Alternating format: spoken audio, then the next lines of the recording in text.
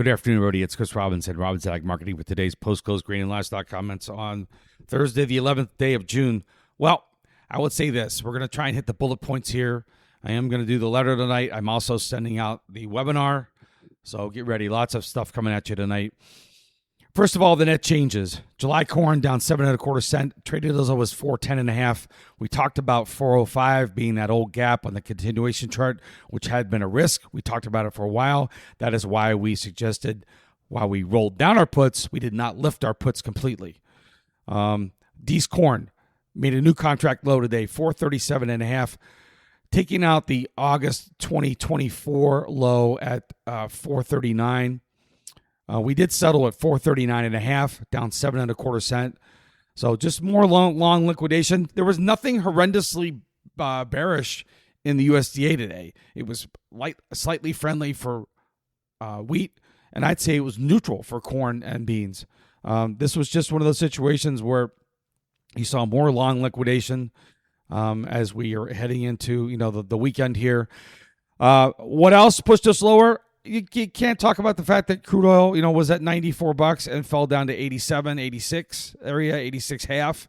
That news came when the president announced that they was canceling further military action against the Iranians, which he had been promising just 12 hours ago. The stock market liked that. The stock market had been looking at about a 5% correction in the S&P 500. It turned around and reversed.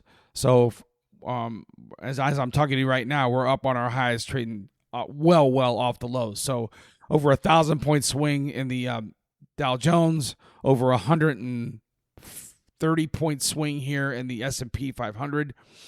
And that also drove up cattle. So I know I'm trying to cover a lot here. At the end of the day, this felt just more like more long liquidation from the spec funds out there. Now, we've seen this before. Maybe they're done, maybe they're not. Is there still more downside risk for corn? Yes, there is. If you look at the long-term continuation chart, there's an old low there at 405. If that fails, then there's an old low at 390. I mean, you could go into the weeds pretty deep, but just big picture, there's 30 cents more worth of risk even today in spot corn if this thing keeps drifting lower. I wish there wasn't, but there is. So based on that, that's why we've suggested keeping cheap puts on under any unpriced corn, because you don't want to be in a situation where we just grind lower. And so I've not changed my tune there at all. We did re-own some previously sold bushels prior to this report, but we went out and bought it for 40 days to 70 days. So we have time for that to recover. And we also did not go bananas. We did not spend 20, 30 cents on call spreads. We spent a dime. Most of them were 10 cents. I think the most I spent was 12.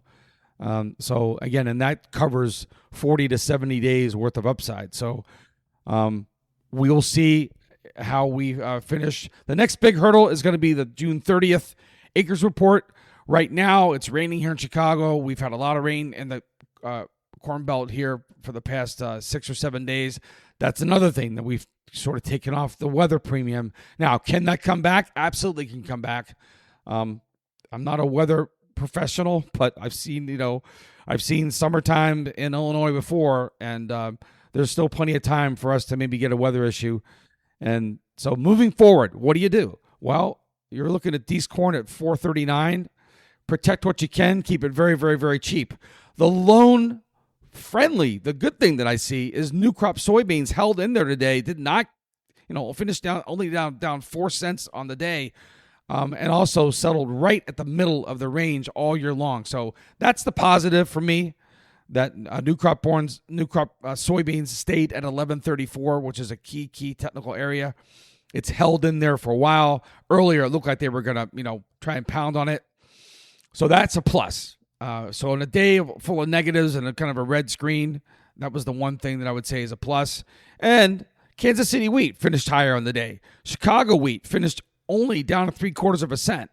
And again, we talked about that. The USDA information for wheat was, a little friendly for wheat, and you saw that reflected. So I think the sell pressure in the spot corn and spot beans were just speculators getting out and just remember, yes, they can get out, but they can get back in just as fast as they got out. All they need is a reason.